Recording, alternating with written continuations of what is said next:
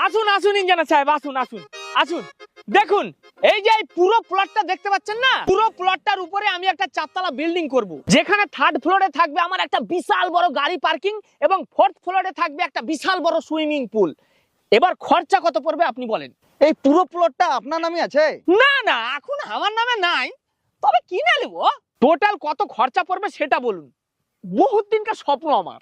মোটামুটি 3-3.5 কোটি ধরে রাখুন। 3-3.5 কোটি লাগবে লাই?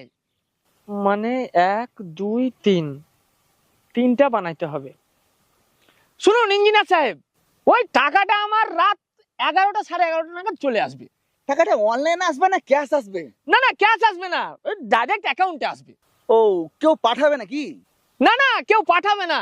আজকে ড্রিম 11 এর 3টে টিম বানাবো, ফার্স্ট হলে ওই ড্রিম 11 বালাই আমার অ্যাকাউন্টে ভরে দিবে। বোকাচোদা, ফালতু ফালতু আমার টাইমটা নষ্ট করা।